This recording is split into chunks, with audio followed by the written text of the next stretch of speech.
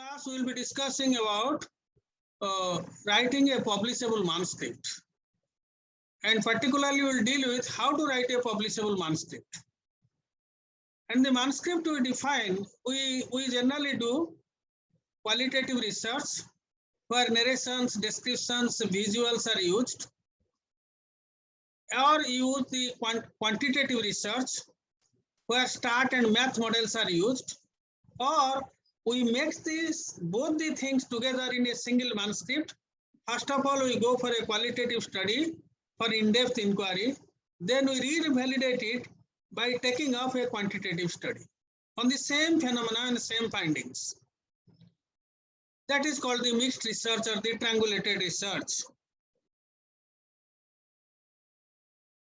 Or we may go for a action research as a academicians or as a student, you can go for action research. There is a field problem. Then you can go and study the field problem. Or the industry, there is a problem. You go and study the problem in the industry. Bring the data, reflect on it. Then prepare the solutions. Or finding a solutions to the problem in industry or in the social reality. Then you design some interventions. And the interventions will be implemented. Then constantly it will be monitored. If it is not working, then you again apply some other interventions. And this is called the action research, where we as social scientists and psychologists try to solve the problem in the field. The field is either in the clinical setting, or in the industrial setting, or in the rural setting, or in the urban setting. This is the field for us. So therefore, we try to solve the problems that we face in the field.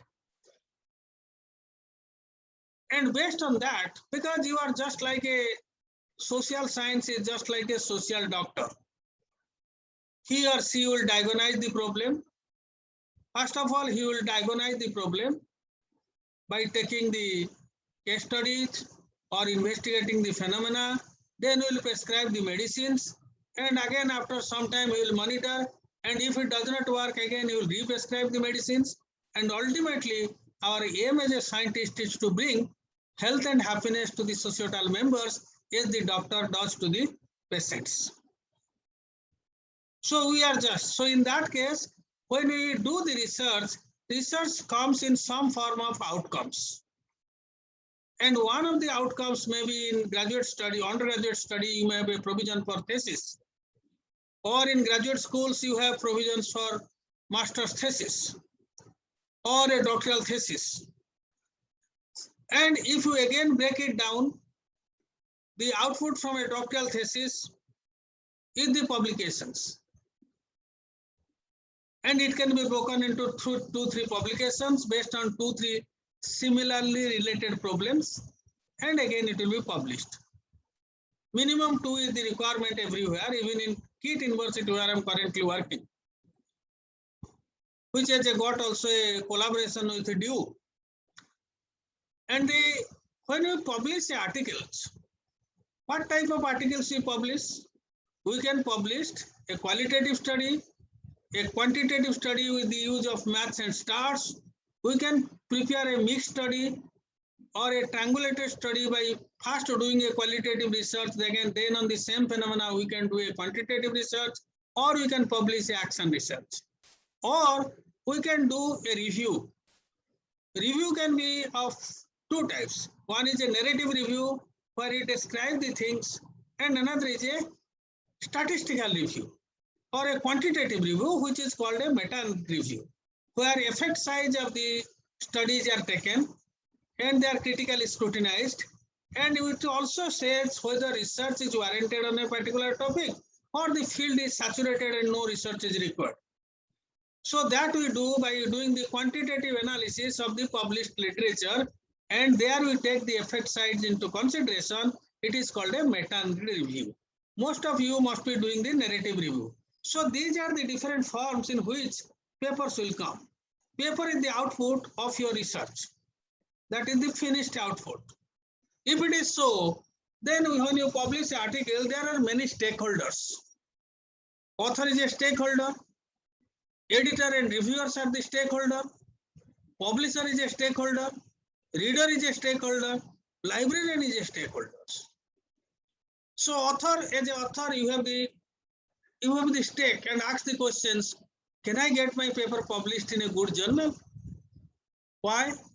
Because there is constant pressure to publish, and to get the funding also you must have very impressive bio and work in a particular or related fields, so that you are more likely to get the financial funding from different agencies or funding bodies.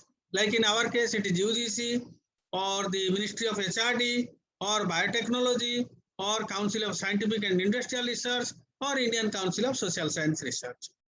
So you can get the funding, you must have very impressive publications record.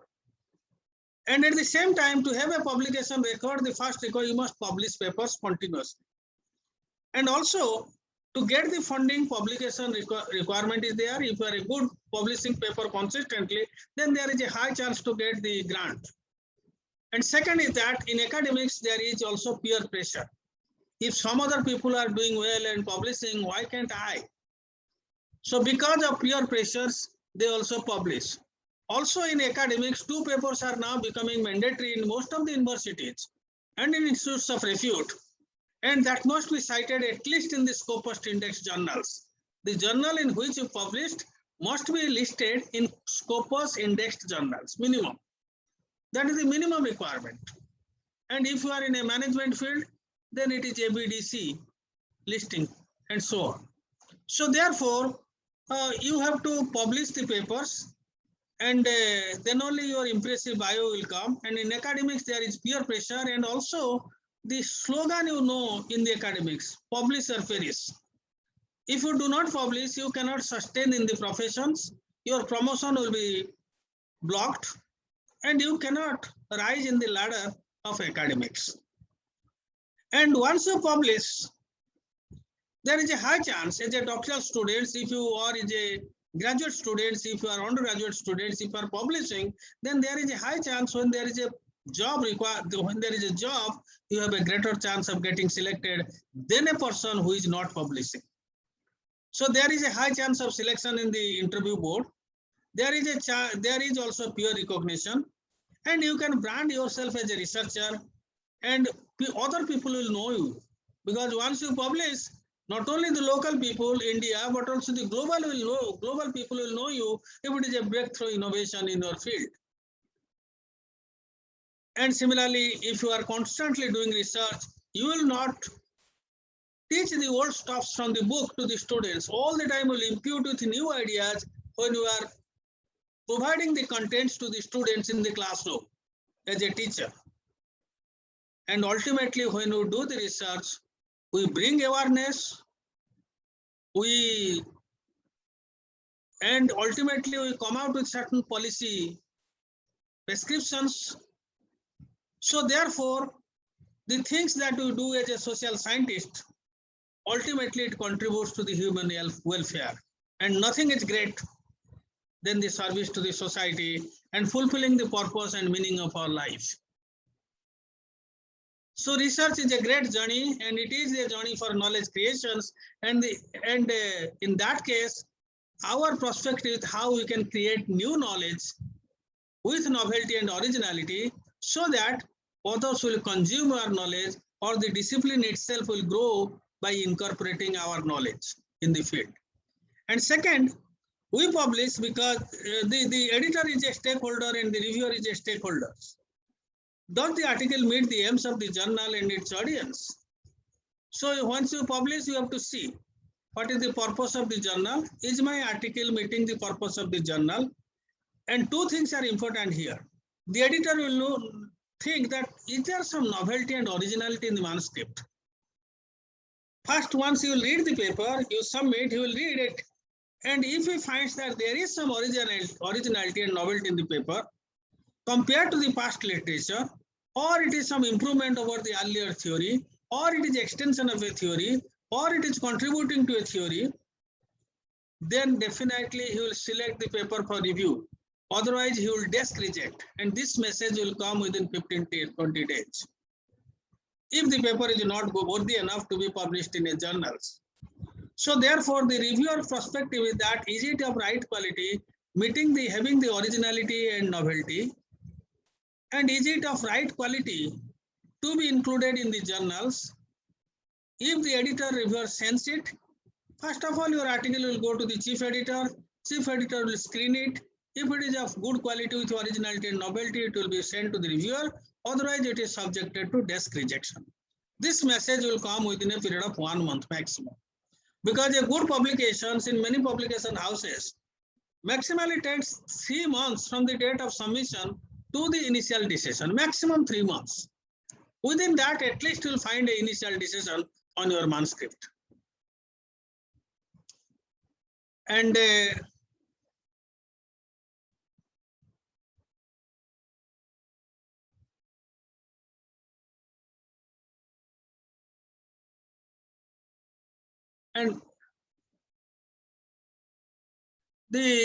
good piece of research is that which either challenges a theory, extends a theory, develops a new theory, or it is grounded on a theory. That is considered as a best research. The Emerald scholars, they mention this. Publisher perspective is that is the journal performing to market expectations.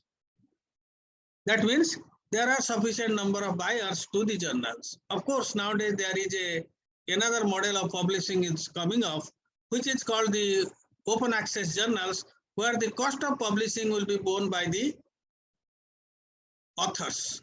And it is not the predatory journals. Remember, all predatory journals are open access journals, but all open access journals are not predatory journals. There are also good open access journals which have got a very high impact factor. But one has to pay the money. Being Indians, we may not pay that amount of money. It may be $2,000. That means approximately 1,70,000. It is very difficult to pay. And if you have some projects from the project, you can channel that fund for publication in a good journals. Reader's perspective, that is it useful for me? Should I read it?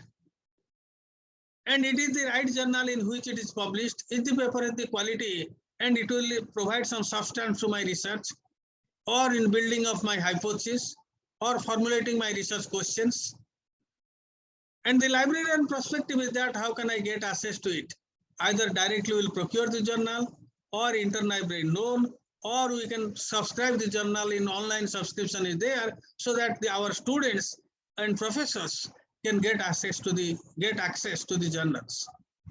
When there are varied perspective, 5 perspective we have mentioned, the first requirement is that publishing in a high impact quality journals will satisfy this perspective of all stakeholders. The publisher will, the journal will be sold in the market. Readers will find the stuff for his research. Okay, librarian is more likely to go procure their journal through online database, because nowadays it is going to be, everything is going to be online as you are doing. This thing is going to stay because during the 2 years you have experimented on it. And in future, these online materials are going to be your textbook, traditional textbooks. Because you can hear from the best university, best professors, best contents, and you can hear the lectures from MIT or Princeton or Harvard or like that. So these are going to be the next generation textbooks, online courses. So therefore, we have all this, and this, whether it is online or offline, if you want to be a teacher, it will be of a good teacher if you all the time refresh your ideas and provide the new contents to the students in the class. And that you can do so by publishing papers, because you are constantly reading, reflecting, going to the field, or experimenting on your ideas, finding the results. So you can clearly disseminate the new ideas, novel ideas to the students and excite the young minds in the class if you are a constantly publishing and writing. Otherwise, you will not able to do so. So there are some tips for styles and writing language. You may have a completely groundbreaking research, novel findings, okay? But if it is not well written, then either it will be publication will be delayed or it will not published. So therefore, writing a good article is essential so that it can be considered for publication in a good journals. So here are some tips for that. When you are writing, write either in American English or British English. Don't mix up two. You cannot use two words if you are writing in American English. It should be two words. Behavior will be BEHAVIOR. Organization will be ZATION. So therefore, you don't mix up these two spellings. Adhere to one. And do not write very too long or too short sentences. Use optimum words that is required. That is 10 to 12 words per sentence or one line. Don't write lengthy sentences, because if you write lengthy sentences, from the first line, suppose the sentence is 3 lines, from the first word to the last word, if the author reads, by the time what comes at the end, he will not able to keep it in mind. So therefore, pixie writing, use active voice rather than passive voice, shorter sentences of 10 to words, and avoid unnecessary embellishments, derogative words, decorative words, unnecessary phrases, jargons. Okay, and before you write, please see the publication manual, because you are all psychologists. Please read the publication manual of the American Psychological Association, that is the 7th edition. Please see the sample copy of a paper in the paper from, I think it is currently 49 to 69 in the 7th edition of APA. Okay, or 20, there is some sample copy. How will write a paper? What will be the abstract? What will be the title page? Then the abstract page, how the content will start, and you have to left align. How to prepare the paragraph? How to use the words? How to avoid the gender bias? Everything is there. How to prepare the table? How to prepare a graph? How to use the spanners? How to give a note to the table? Whether it is a probability note, whether it is a general note, or whether it is a specific note. So there are all sorts of things, standard practices. That is the standard practices mentioned in the publication manual. Please read it before you write Even if you are a fast writer, you have to read it. You will also know how the reference is to be arranged and it is to be given. And it is widely accepted, even it is in the field of psychology, it is used in many of the management journals. So clarity, simplicity, precision, proper sequencing, argumentation and articulations, these are the hallmarks of good writing. First hallmark is the clarity. Don't write some elaborate sentences or unnecessary words. And you articulate the ideas properly, because if you are writing a paragraph, it must give a meaning. Clear meaning, what transpires from the paragraph. Don't write a child like a child, he said this fellow told this fellow told this fellow, and ultimately what you are going to tell, that must come out clearly. Many people go with upfront authoring, but good writing you will find in good journals, they never mention upfront authoring. This fellow is told this fellow is, all the time the authors will be bracketed. Okay, because you are dealing with a content and logically argumenting on the introduction, you are trying to bring the problem to the focus on which investigation will be carried out. And when you are writing, introduction and discussion should be in the present tense, method and results should be in past tense. And this results is called the findings in qualitative research. And there must be a clear link from the introduction to the discussion. Whatever questions you have raised or objective you have framed or hypothesis you have formulated, that variables must be specified in the method, the sample must be there, and the procedure will be followed, and the analysis is mentioned. And that will lead to results which will either support or refute your hypothesis, or it will answer the research question or fulfill the objectives. And why the results are like that, that will be mentioned in the discussion. So there is a clear link between the 4 major components of a paper. New authors, when they start writing, they write 3-4 times initially, and after final writing, you give it to a person who is not a specialist in your field or a friend of yours. Tell him to read your manuscript. If he understands what you have written, that means your paper has passed the acid test. It has some clarity, because a non-specialist, a person from sociology, a person from economics is able to understand what you have written. That means there is clarity. And So therefore, the clarity is the hallmark, one of the important hallmark in scientific writing. In case your English is not good, give it to a native speaker of English or commercially do it so that the English is of international standard when you are writing a manuscript. Remember, an article is read at several levels. Once you send the article to a journal, your chief editor will read and he will make a decision whether it will be desk rejected or it will pass on further to the associate editor.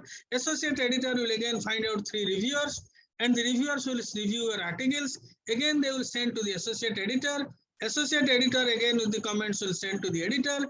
Editor will again read the things and again he will give that these are the comments on the basis of which you can revise the article.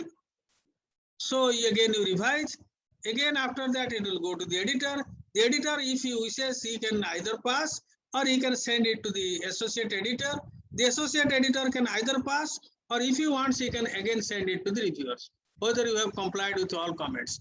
And after that, the paper is accepted and the paper is also checked for statistical mathematical accuracy. If you are using some stat and maths, and then it is also, then it is accepted. And in the press itself, they go for some minor editings. In the press, once it is accepted, then it will go to the press. In press, they do some minor editing with respect to the punctuations, with respect to the English. They will suggest some minor changes or some references are missing or some references are misquoted. So they will make you certain changes and then the article will be published. So an article is read at several levels. So therefore you have to, and at the same time,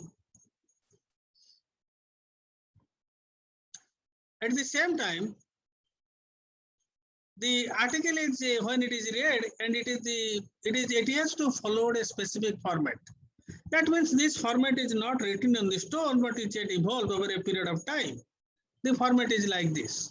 In any article is see, whether it is qualitative or quantitative, title page will be there, abstract will be there. It is 1 page, this is 1 page, then the introduction will start.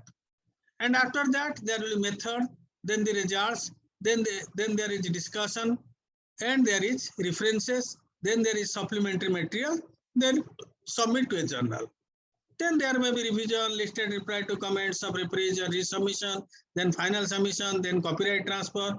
Then you can track the article in different stages of publication, like your psychological studies that NOP is publishing.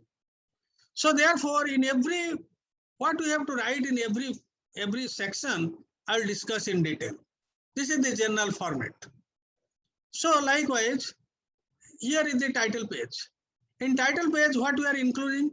Keep the running head at the top. Here it goes all here in all capital letters. Limit to 50 words. This is a short title of the paper.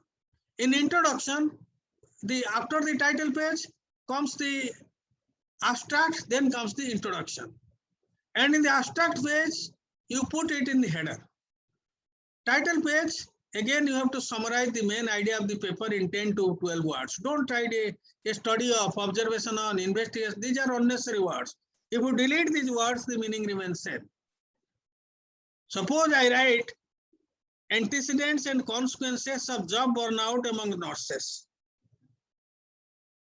Okay, I just edit a study of, observation on or investigation of. Before that I edit. If I delete it, the meaning remains same. Why unnecessary? So unnecessary embellishments should not be there, or useless words should not be used in research, because it's a very, very precise profession. Words must be rightly chosen and appropriately used. Then you have to type the title, center it on the page and capitalize only the first letter of important words. Then you have to write the author, who will be the first author, who have conceptualized the problem, contributed to the formulation of the research protocol or collection of the acquisition of the data, who may not be involved, but he must have given you some guidance or given you the directions for analysis. And when you are writing, he must have corrected the writing. So he will be the first author whose intellectual contribution is most. particularly in conceptualization of the problem or preparing a model for investigation. And then the second and third authors will be there depending on the contribution to the manuscripts. And generally here you have to also mention who is the corresponding author. Generally the first author is the corresponding author. In doctoral dissertation, the students are the first author, the supervisor or the guide is the second author. And then you have to mention the institutional affiliation. This author byline means it will contain the name of the authors, then the institutional affiliation. And in some of the journals nowadays, even including psychological studies, what they do, you have to provide in the title page the acknowledgement. Ensure that those who have helped the researcher, thanks to the agency, project code you give, PIE, and the data collector. Suppose this is one of the example we have taken in one of our paper. This research was supported in part by grants from this. This is the code of the grant from the Defense Institute of Psychological Research, Delhi, Government of India. The authors are thankful to Namita Das and Lakshmi Bilas Hota for their supervision during data collection. So this is the study. This is the acknowledgement statement.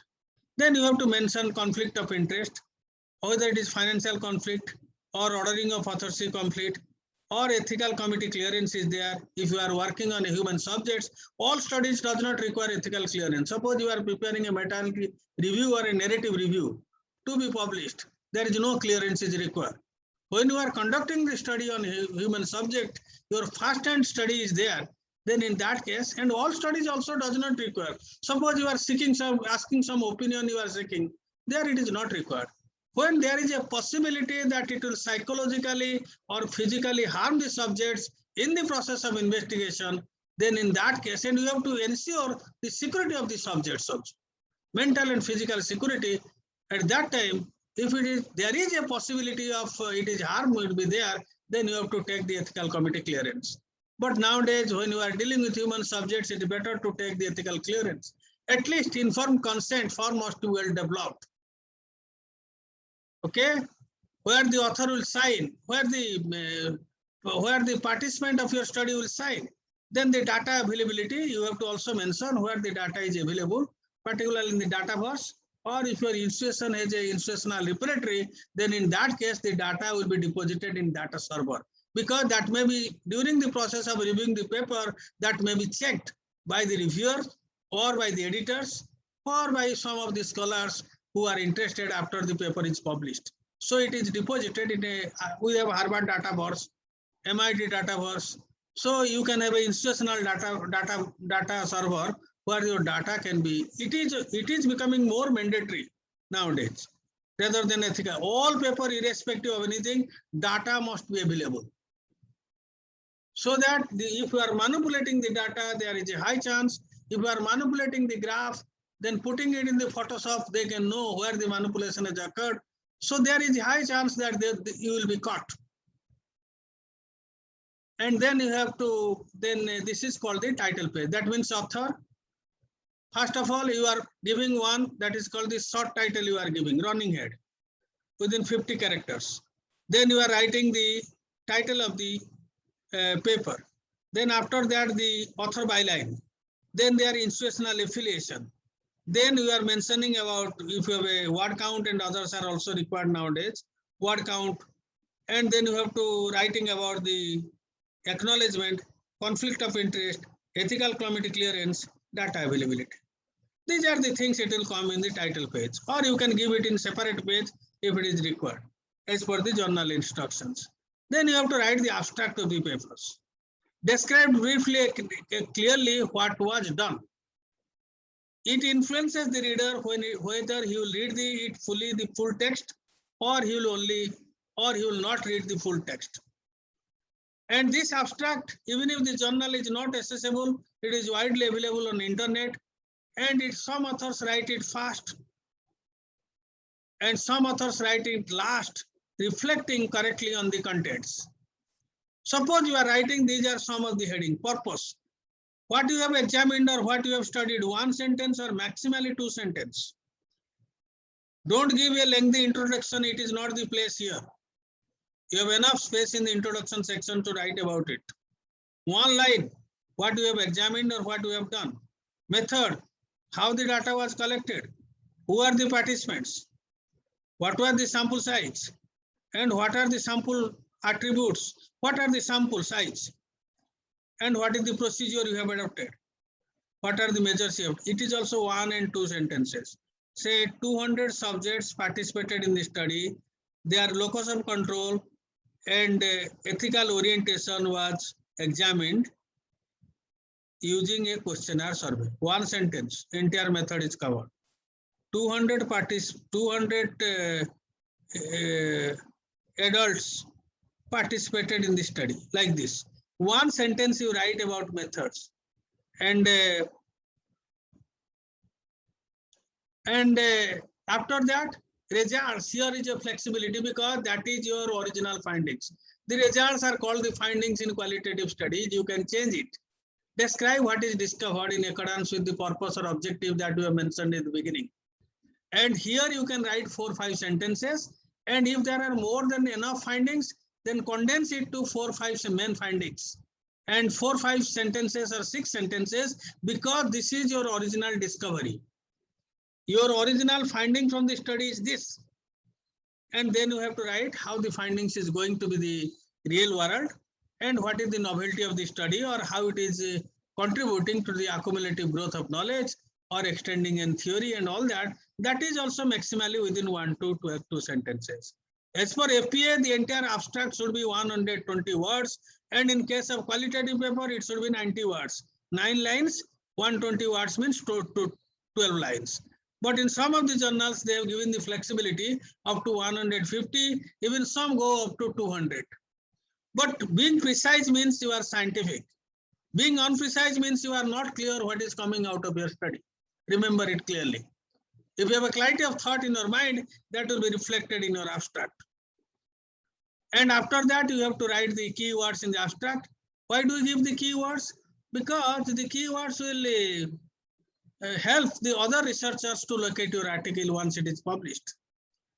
And by giving the keywords, it is you have to see that it is rightly or correctly identified in abstracting and indexing services.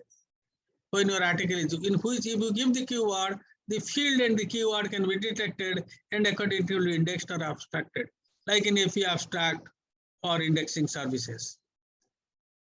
And keywords also help to select the appropriate reviewers, because once the keywords are there, the editor will look into it and see who are the possible persons who can review this manuscript, or who is the associate editor who can deal with the manuscripts. And when you are writing the abstract, it should be double-spaced, a single paragraph without indentation of the first line. Be accurate. Do not include information that is not in the body of the manuscript. It should be self-contained. Spell out the abbreviation, don't use it. Be concise, 120 or 150 to 200, depending upon the journal specification. Be specific and give 4 or 5 important findings of yours in the abstract. And being concise means use the digits for all numbers except when they begin all sentences, except when they begin a sentence. Suppose 150 subjects participated in this study. Okay, so if you are writing 150, then in that case you have to write 1 ONE1 in, because it is starting with a number. But however, the journals like LCBR journals, they accept the digitals numbers. If you are writing it, they will not take the word. It will be straight written in the digits, like 150, 150. LCBR journals accept it. But APA, this is the standard. When a sentence starts with the digits, then you have to write it in words. And avoid citing references in the abstract. Paraphrase rather than quote. Use active voice rather than passive voice. And don't use personal pronouns like I, we, don't use here. Use past tense for method and present tense for purpose, results, and implications. But in the text, in the main text of the article, method and results will be in past tense, introduction and discussion will be in the present tense. In the main text of the particular article. Next sentence, you go to the introduction, press and hold the control key. While you press the enter key, MS Word will force you a page break and you will to go to the next page. And in the next page, your introduction starts. Your title of the manuscript is retyped here. Then the page number will appear here also. Then introduction. Retype your title in the center and center it at the top of the introduction. Notice that these paragraphs should have a normal 5-inch indent. And why you are writing the introduction? The main purpose is to tell the reader why you have, first paragraph, why you have performed this research, and inform the reader what issue you are going to address and why it is important, how it is unique, how your study is going to be unique compared to the previous literature. Here your cut-paste job will not do. You have a little bit of thinking and critical thinking, then you can, in the first sentence itself, first paragraph itself, you can position the problem briefly. Okay? And after that, you start with the concept that you have used, then go to the review of literature. Don't go for a historical review or a narrative type of review. What you require is a substantive review that is required for a research. But at the same time, do not eliminate some essential research from here. Because once you work on a topic, you know who are the authorities in that field, and don't eliminate some of the essential literature. Because sometimes what they do, in order to support their argument to formulate a research question or to formulate objectives or to formulate a hypothesis, what people do, they prefer a set of literature, neglecting the other set of literature. Don't do that.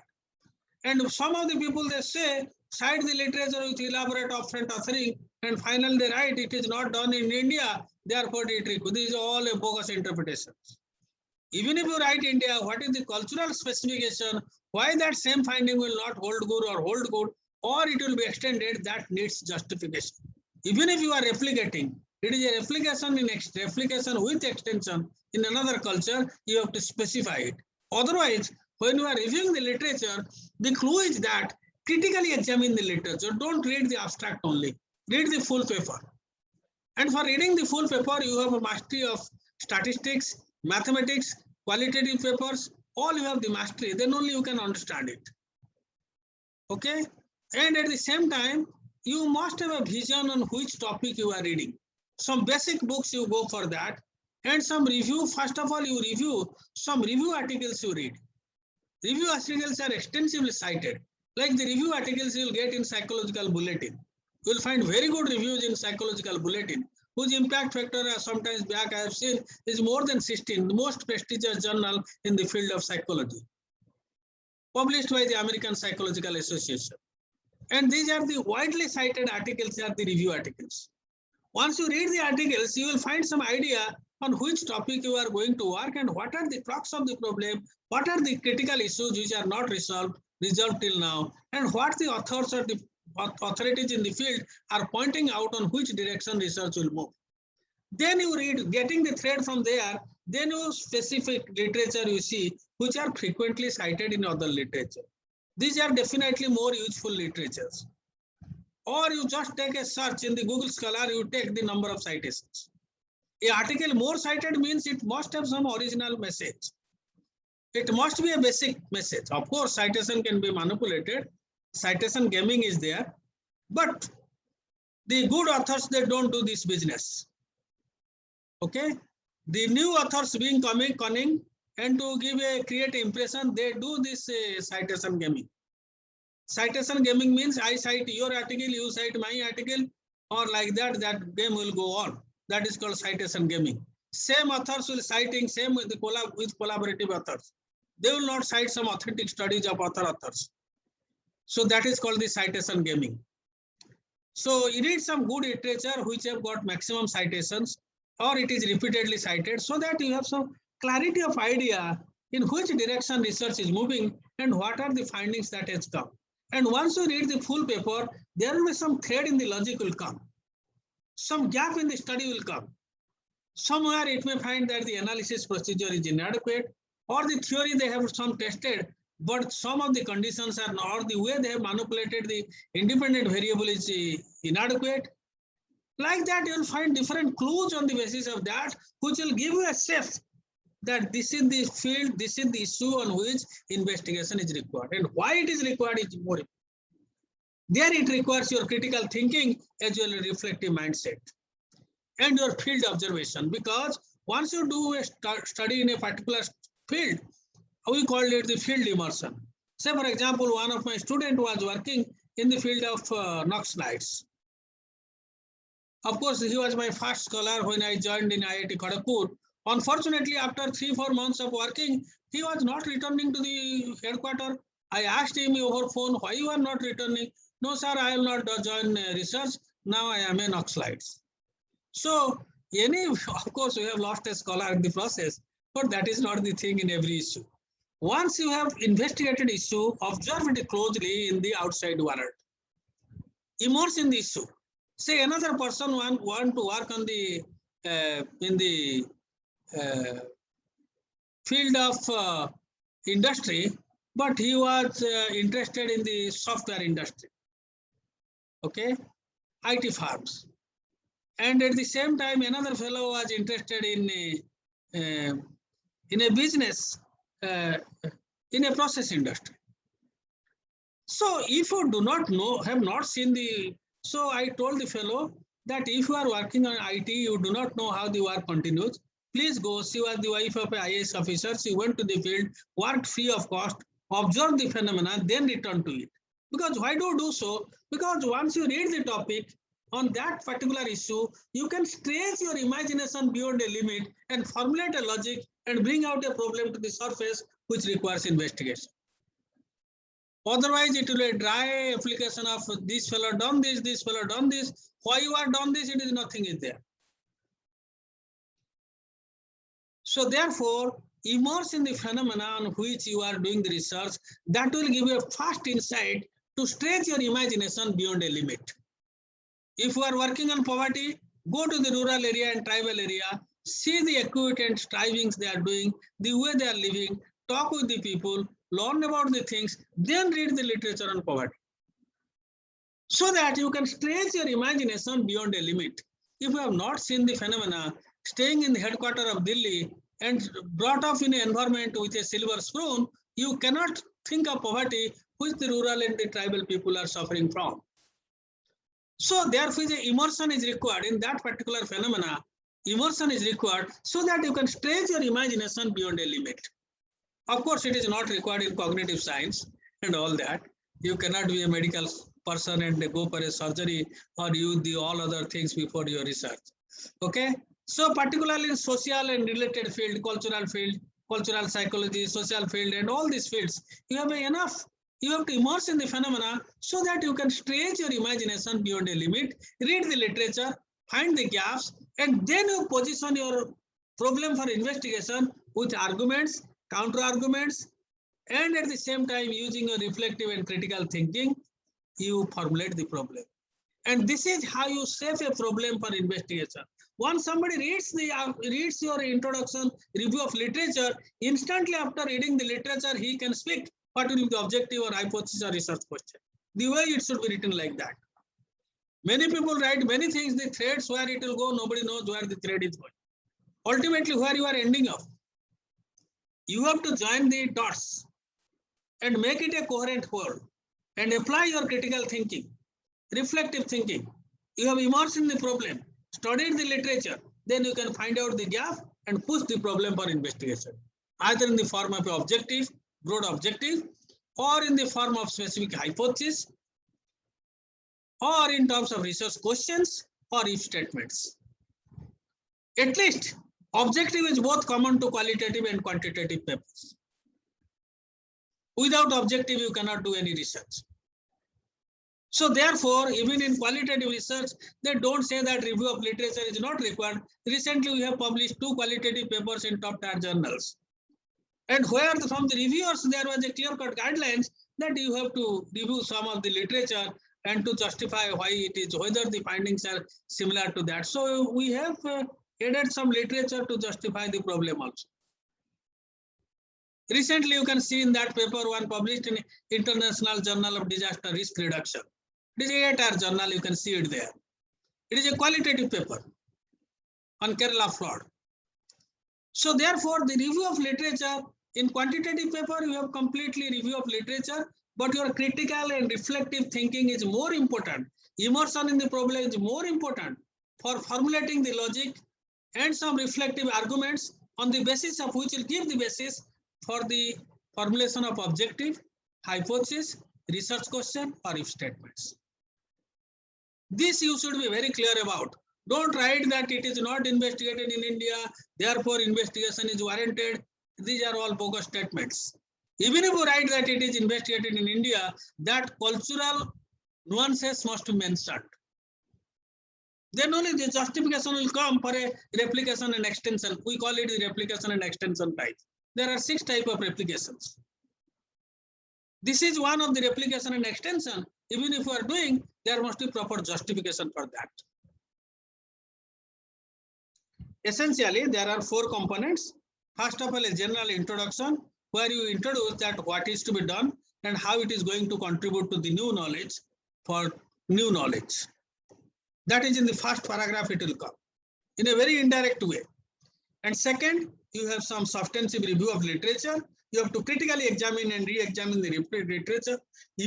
Having your immersion in the problem and reading the literature, you can put some arguments and counter arguments and then justify the argument to push the objective or formulate a research question or a hypothesis. That will take your research in a specific direction. Research is never haphazard. It is very, very precise and scientific. Even in qualitative paper or a quantitative paper, objective is common to both. So therefore, in the substantive review of literature, you have to mention how it is departing from the earlier study or the past literature, and why and how it is departing and why that investigation is warranted. Then you mention the explicit statement of the problem. Okay, or explicit statement of purpose of the study in the last paragraph. Then first paragraph indicate what is being investigated and what you are going to do differently compared to the past, and with a research with a clear purpose or objective, why it is important. With review of literature, explain the findings and theories of others you are challenging, extending, modifying, or rational for that, rational for those. Critically and logically examine the relevant literature, derive the research questions or hypotheses, fix the objectives, derive the research questions or hypotheses, avoid lengthy interpretation until discussion. Fully reading the past studies, not the abstract only, will help you to examine the literature critically and derive logic applying critical thinking that will propel to formulate hypotheses or research questions. In the last paragraph, you summarize clearly what you are going to do. That's all in the introduction. And it will be around 15 to 2,500 words. In lengthy paper, it goes up to 10 pages. 250 words are in one page. So there are 1,500 words, means 6 pages, or 2,500 words means 10 pages maximum. And a doctoral dissertation, when you are doing it, is 2-3 papers in combinations. So therefore, your doctoral dissertations will contain 2-3 similar issues. Because currently, earlier we are in last 1-2 thesis, we have only done one problem. After that, what we are doing the thesis, we all the time, a qualitative study will be there, then a quantitative study will be there, or there will be a scientometric study. Okay, there initially we start a meta-analytic study, a scientometric study, or a qualitative study, then you go for a quantitative study, or after the quantitative study, again you further extend the problem. So 3 studies minimum you go in a thesis. Earlier our design was so that clearly 3 interrelated issues will come up and they will supplement and complement one another. This is the way how a thesis is developed. Every study have their introduction, every study have their method, every study have results and discussion. What we do finally, once the paper is published, we just club the papers. We don't do anything else. Just write the introduction, 4-5 pages, 3-4 pages maximum, and the conclusion, 7-8 pages, which also comes in the synopsis. So thesis writing becomes very easy without burden.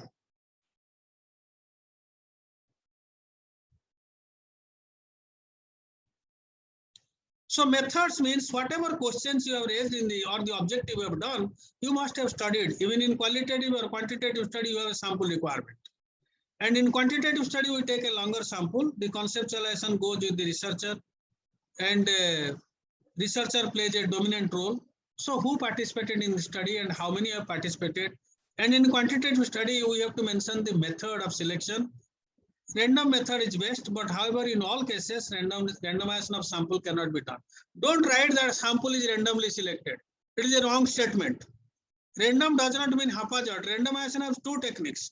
Either you use the lottery method or use the random number table to do randomization. Otherwise, you will be, if you do it falsely, you will be caught. That's not a wise decision. So at the same time, include the sample details which are relevant to the study. You give it in a tabular form and briefly describe in 2-3 sentences. Don't take much. Okay. And then you come to the measures or apertures. Apertures is used particularly in experimental design. Measures are used particularly in quantitative studies. Okay. Measures. A measures means this is the variables which varies from one individual to another individuals and to which some numerical values can be given. Your income, your age, educational level, some numerical values can be given to it. Or if it is a qualitative variables, either you go for a thematic analysis or a content analysis, you can go for themes will come or the content areas will come.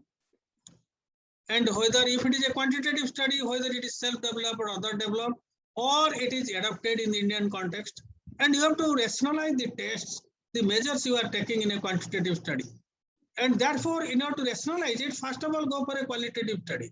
Then from the qualitative study, getting the insight, the questions will be formulated that will suit to the cultural context of India. Or even if there is a foreign literature is there and foreign state is there, all tests are not irrelevant, don't reject it. See that there is some relevance. And some items may be made, added based on your qualitative research, which is not there.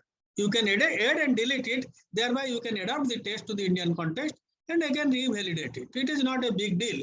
In one go, you can revalidate, you can establish reliability, validity, everything can be done. The techniques are in place. And in some of our papers, you will see appendix, we have given the result in one table, all tests we have developed. Everything is given in appendix. One can see it. So therefore, you prepare a sample profile and describe it in 2-3 sentences, not much. Then mention about the measures. What measures are the variables you have? And when you are mentioning the variables, at least mention the convergent validity and reliability. These are minimum requirement or the score range. And the number of items and sample item you can give and the response categories you can mention. If it is a completely test from others, you are just applying, sample items is not required, but the reliability on the current sample is required. Because otherwise the person might have developed the test in Delhi and somebody is doing a study in Jharkhand.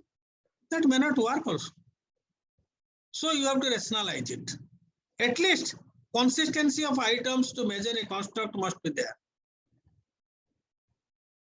Okay. So therefore, Cohen's that is called Cronbach alpha or internal consistency of the items to measure a construct or a variable must be mentioned. It will come in one go once you have this course in place. You need not have to do much exercise. All the things you'll find in the computer in the data analysis. Then for hard data, you don't require to estimate reliability. Suppose you are measuring income. There is no requirement for establishing reliability or validity. These are hard facts. Number of years one has studied in formal education. This is a hard variable. No reliability validity is required. But you have to operationalize this construct to say that this is the way how the variable is measured. In experimental design, you can give a flow chart and mention the design. Or the steps you can show in a graph or a figure. Okay, and at that time you have to specify how the independent variable which is manipulated by the experimenter, how it was manipulated. Or what is the experimental treatment, how it was manipulated. And remember, most of the students, those who are going for experimental design, this is the most acceptable design. not only in psychology, but also in economics. The person who has got recently the Nobels, Abhijit Mukherjee in economics, Banerjee, I think. In economics, he is in USA, he has used this randomized control trial, which is a methodology in medicine. And that is extensively used in psychology. Simple experimental design. One will be experimental condition where the experimental treatment will be manipulated and it will up. Another will be control conditions, or we call it the placebo condition, where the value of the experimental treatment or the independent variable will be brought to zero. And using that design in experimental studies in the rural settings, he has carried out the studies. Some of his studies are in India also, where the panchayats, where the females are the sarpanch, that have more water facilities, more road facilities compared to the other places where the sarpanch is a male. And it has followed the same design, randomized control design in the field. Okay. And again, then you have to, how you have carried out the study. And if there is any difficulty in the field, you have to mention it. And then you have to mention about data analysis, particularly what tools or techniques you have used. Or even if it is a qualitative analysis, if you are using thematic analysis or the content analysis, you have to mention it. And then you have to come to the findings, method. After the method, then you come to the results or findings. Results used in qualitative and quantitative. However, in qualitative studies, findings are frequently reported compared to results. And explain in words what was found. And take a hard look at the data that you have collected. And your writing will become much more easier if you have some tables and graphs in your front. So therefore, we analyze the data earlier, prepare some tables and graphs, and keep those tables and graphs in mind, and we try to write the results. And this section is very easy to write, so also the section of methodology. The most difficult sections are positioning the problem in the introduction and the discussion section when you are interpreting why the results is like this. These are the difficult portions. You require a lot of reflection, reflective and critical thinking for that. But here there is no critical thinking. Look at the hard data, report what you have found. Even if you have done in content analysis and thematic analysis, some people are nowadays, the general practice is that you put it in a tabular form. What are the contents, like a open course, Excel course, then you have categorical code, then you have categorical codes. Or you can go for different themes, and the theme, some examples of the theme, some statement in verbatim will be reported in the tables. Then the discussion will move. So results is now becoming, even qualitative research also, they are putting it in a very systematic way so that you can understand it clearly, rather than doing all sorts of searching here and there and making it disintegrated in such a way so that after reading the thing, somebody will not find out what you have done and why you have done. So now the things are that it is getting more systematic, more organized even in qualitative research, whether you apply content analysis or thematic analysis or any other analysis. When presenting the results, the statistical test to support or refute the hypothesis, give the descriptive statistics before you go to any advanced statistics. Suppose you have repeated measure experimental design. You have used repeated measures design, ANOVA, or multivariate ANOVA, or factor analysis, or clusters, or some other advanced techniques like structural equation modeling. At least in some type of correlational studies, at least you give the correlations and the mean and standard deviation in one table. That will give you a sufficient idea what is happening. Because if you have a descriptive statistics in place, from descriptive statistics one can know from mean and standard deviation what is the pattern that is coming up. The results sometimes were suspicious can be checked, tracking back the mean and standard deviations. If you track it, any genuine researcher having experience can detect that there is some manipulation in the results. So therefore, give the descriptive statistics, particularly mean, standard deviation, percentage. These are the descriptive statistics you can give.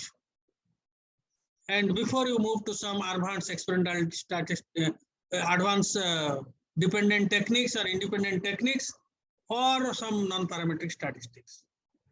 And when you are giving in percentage, say for example, there is a cautious. Say for example, your result is significant at 0.054. Many people mention that the results are significant at 0.05, therefore they eliminate. The results is significant at 0.054. That will come in the table. And below the table, there is a probability note. Probability note contains whether it is significant at 0.05 or 0.01 or 0.001. People, even if it is significant at 0.055, they will make it 0.5. 0.56, they will make it 0.05. It's wrong. And this is called a questionable research practice. This is called a questionable research practice. It is unethical. Either you mention the exact probability level, but don't forge it in this way by transferring to the whole numbers. That will confuse the readers. And that is unethical. And it is also a questionable research practice among many researchers. And sometimes you go giving the data in percentage. Suppose in industry there are 100 employees, 100 male employees, and there are 3 females. So you apply a little bit of common sense. You say that the 3 females are married to 3 males in the same industry. But if you give in the percentage, 100% of the women employees married to 3% of the male employees in the industry. This seems to be very odd. Statistically, you are correct. Right, like you say that I will keep my left leg on heater, right leg on water, and temperature will balance, but you will die. So you have to keep some common sense in front to interpret your data. So when you're giving in number is small, please mention the numbers. There are 3 women employees, there are 100 male employees. If you say 3% of the, 100% of the female employees, that is 3 females, married to 3% of the male employees, it seems very awkward to digest. So therefore, we call it the balanced design, where the number of subjects in each segment will be more or less same, so they can be comparable. 100 cannot be compared with 20. 100 can be compared with 50 or 60, but not with 20. And the percentage will be biased in estimation in that case. So therefore, take cautious of this and use the graphs clearly. Don't, and when you are mentioning the statistics F value, like statistics, give in bracket the degree of freedom, then report the value, then probability equal to or less than 0.01, like this. Note that the exact probabilities are preferred. Sometimes computer, if you do the analysis, they will give you a probability of 0.000. This is not a probability. So you have to convert it to 0.001. Don't try to copy exactly the computer printout. And when possible in quantitative research, you indicate the effect size. That means how strong are the findings. Whether it is low, it is moderate strength, or it is of high strength or low strength. Effect size indicates that. So therefore, sometimes it is the requirement. Your results may be significant at 0.00001 level, but the effect size may be low, indicating that the effect is not so strong. To derive a strong conclusion from this study, however, the conclusion, whatever you have got is acceptable, but there cannot be a strong conclusion from this study if the effect size is low. And when you are trying to presenting your results by using the tables and charts and graphs, emphasize the meaning of statistics. Do not try to copy all the statistical results that is in the table. If you have given a table that is already in the table, why you copy duplicate something in the text? Like the t-test is significant, males and females in Bhubaneswar and Calcutta differed in their wages, but this much. This is a wrong statement. Seeing the mean and the t-value, you can infer that the women in Calcutta earn more wages per hour than the women in Bhubaneswar. This is a correct statement because alternate hypothesis, directional. Women are earning more in Calcutta than the women in Bhubaneswar. Women are earning more wages in Calcutta than the women in Bhubaneswar. This is a correct expression.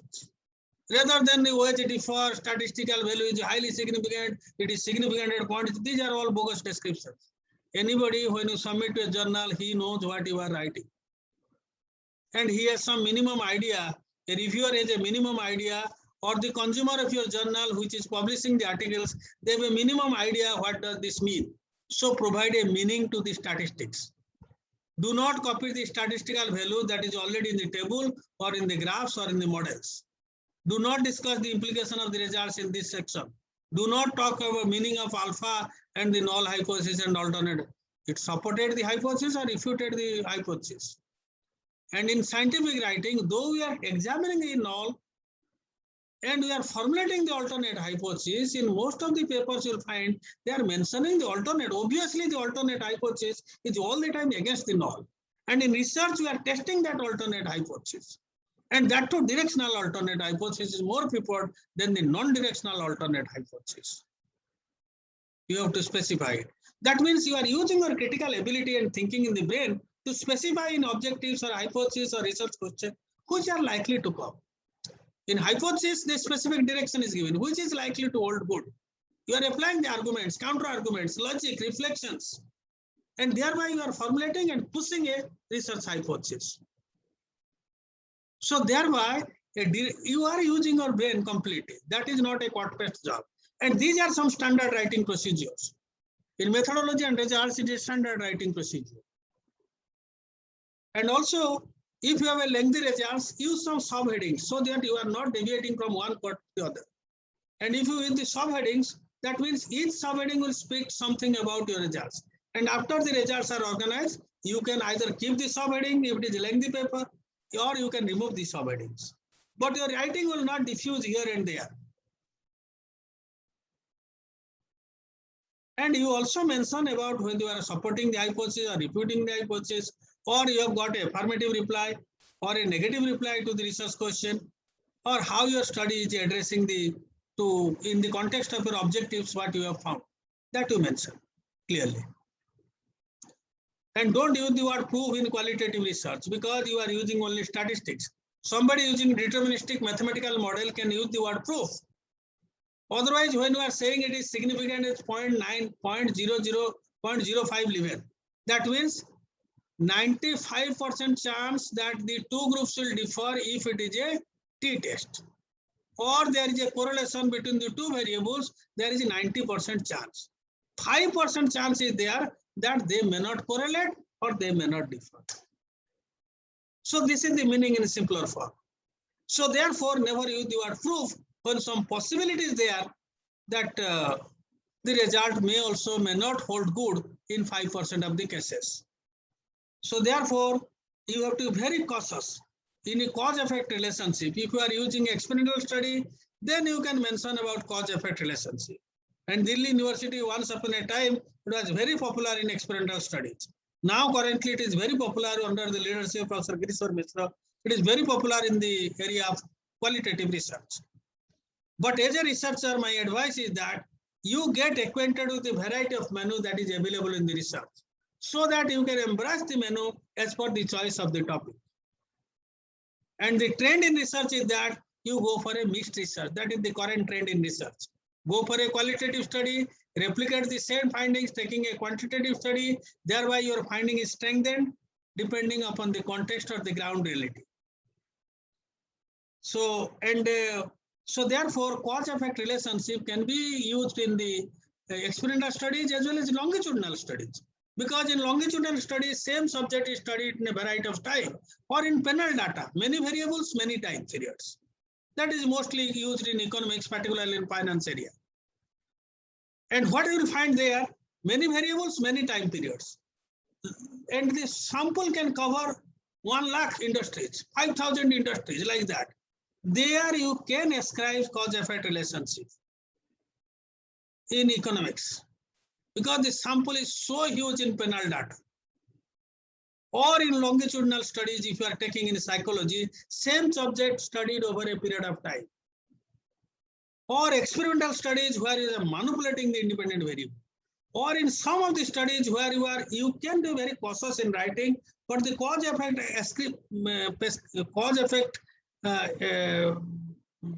you can ascribe the cause-effect relationship only you are using. Suppose you have studied huge sample. Again, you have simulated the sample on 1 lakh populations. Or you have bootstrapped the sample on 1 lakh populations. the same results are coming. So there is a chance that your result is telling the true story, not a false story. Only hardly initially the cause-effect relationship came from the randomized control trial method, which is used in medicine alone. And then it is borrowed to the discipline of psychology and other fields, and economics and other fields. They are clearly, you can assign cause-effect relationship when you are running a randomized control trial. Even in poverty studies, MIT lab, they are running randomized control trials. So there is nothing to embrace the ideas from different disciplines and different fields when the fields are merging together with the advancement of knowledge. In the higher studies and research, you can borrow the ideas from different fields. And then you can enrich your problem, and then you can go for investigations. There is nothing wrong in it. But you have to specify which method will fit to what. Suppose you are working on experimental study on cognitive psychology using fMRI, then in that case, your experimental method and confinement to fMRI will be best suited. Narrative analysis will not give you that much in-depth idea about the exact center of the brain or the location of the brain. Some topics are there also in cognitive science. Say one of my students was working on chronotypes, morning type, evening type, and neither type. There we have taken the qualitative study. In one of the study, what we have found, of course, that is not published. What we have done, we have collected the data before the pandemic. During the pandemic, I thought that you take up a study on the same subject which you have studied. We have taken up the study on 50 subjects. Then we have asked what pattern we have found, that all the people, even if they are morning time, they are switching over to becoming evening time. And why they are so? So again, we have taken up a qualitative study to find out the finer nuances or the finer causes, why they initially before the pandemic, when people are morning type, when during the pandemic, why they are switching over to the same person are becoming evening type. So here also you can pose what they are doing and they are spending their time. Time budgeting can be studied, how they are budgeting their time span and what they are doing. So there you can take some qualitative study, you will find a fine description why the morning type people are switching to the evening type people during the pandemic. A person was from the same university, Delhi University. Of course, he is the assistant professor now in Darbhanga. He is working with us.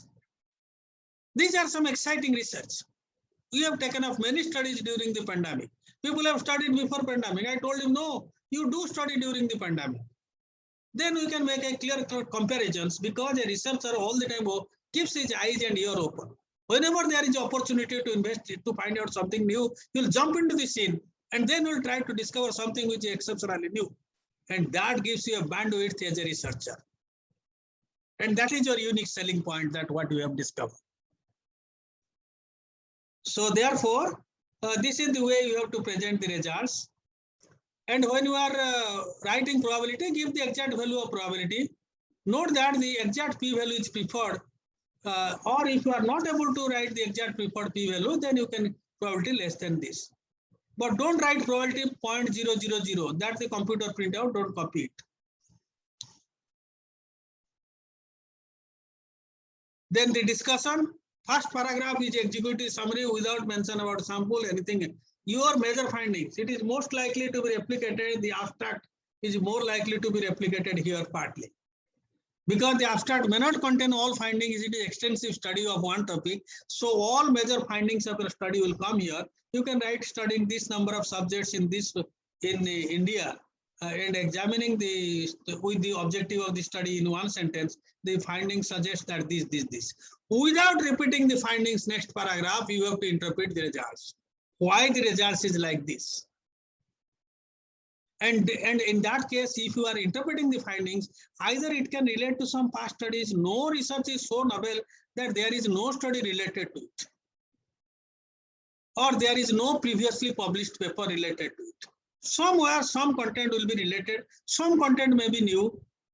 So therefore, what you do, you have to, first of all, you have to see whether it is support or refute the past findings. Second, because you have to acknowledge the past and you have to affirm that these results also affirm the past. Second point is that you have studied in the field, you have observed in the ground, you have some experience in the field. Sometimes what you do, even if you give the statistical value and the findings are there, why it is there? What is the cause for it? Because during the pandemic, you can say people sleep most they remain during the daytime, they remain awake, and as the night approaches, they sleep. But they may go to bed, they may not get the sleep, there is anxiety, but they sleep for more hours and so on. There are many descriptions for that.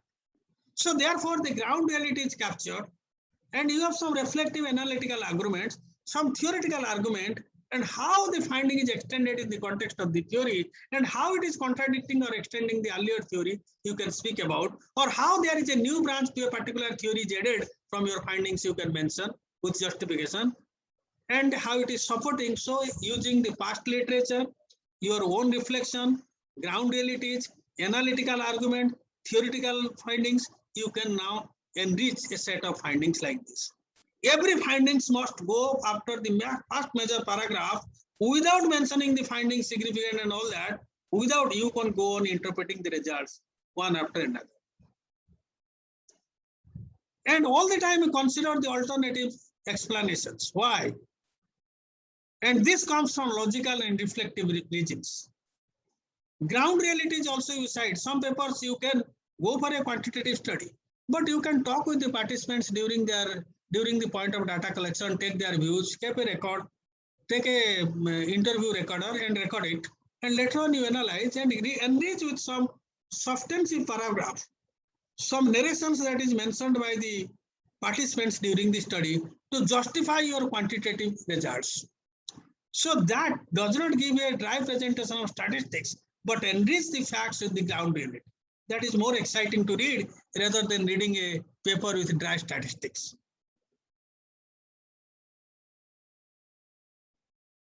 So therefore, you have to see that there is a clear link from introduction, methods, results, and discussion sections. And then you have to mention the implications, how my findings are going to be applied in the real field. Okay. And acknowledge the limitations, because no research is free from limitations, suggest problems for further and suggest problems for future investigation. And at the end, you have to give a take-home message. The take-home message comes in the form of conclusions. How your finding is different, novel, or original, and how it contributes to the knowledge that you mention in 5-6 lines, that comes in the conclusion headings. That is the take-home message from the entire research work that you have undertaken. And these are the things you have heard during discussion. Don't over-interpret your results. Unwanted speculation, don't make it. Don't importance, by using the word importance, don't inflate the importance of the study. Don't restrict your interpretation to the results only. Don't go beyond that. Do not criticize others' findings. Be cautious in writing. Okay? Don't criticize others' work. And don't mention a conclusion which is not supported by data or by hard facts. And when writing a discussion, focus should be to help the reader to understand the study, and that the highlights should be on the study findings. For a good manuscript, generally the length of the introduction and length of the discussion should be more or less same. Then references you write following a particular journal style, as you have in the journal. That is in the journal there is a guidelines for submission. Guidelines to the authors for submission that you see and accordingly you prepare. And supplementary material you can also, many journals they have. If you have a video footage, photographs, complex 3-dimensional model, put it in an appendix, submit to the journals. Then no article will go pass in one go, remember it. Have around 150 articles, including 20 book chapters. But nothing is go through in one go. Some revisions is required. Be prepared for it.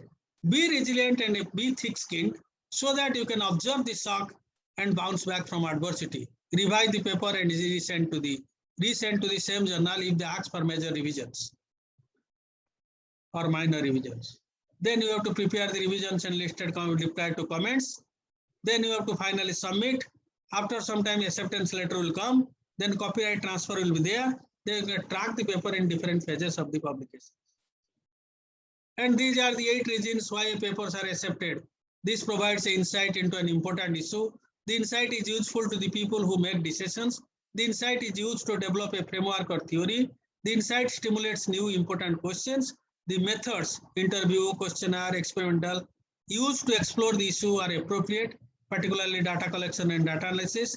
The methods used are applied rigorously and explain why and how the data support the conclusions. Connection to prior work in the field and from other fields are made and serve to make the article's arguments clear. Ultimately, the article tells a good story.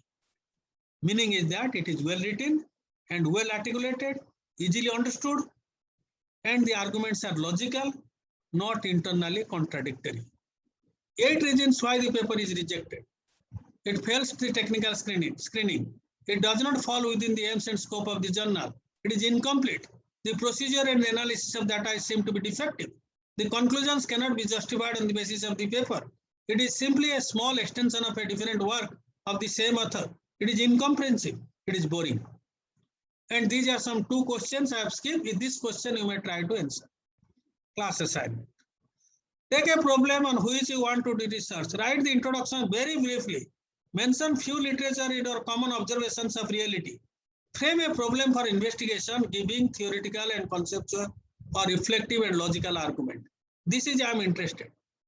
Frame a problem for investigation, giving the theoretical or conceptual or reflective and critical arguments, logical arguments, reflective and logical arguments. Mention the objectives or derive the hypothesis from there or derive a research question from there, whatever you like. But I am interested in this portion. Frame the problem for investigation, giving theoretical or conceptual, reflective arguments, reflective or and logical arguments. This is the portion I am interested. And then mention the objective hypothesis, whether it is qualitative or quantitative. Everywhere, at least the objective of research is to be there. So at least form an objective and develop the critical arguments for that, critical thinking for that, and give the argument. This is your own stuff. Nowhere you can copy and paste it. This is your original thinking which goes in, which is there in your paper. And don't use upfront authoring all the time. Many authors are finding they are frequently using upfront authoring. This distract smooth reading. You are writing an issue, you are not citing great authors, does not mean that your paper will be published. This is wrong. Relevant articles should be cited. Substantive review.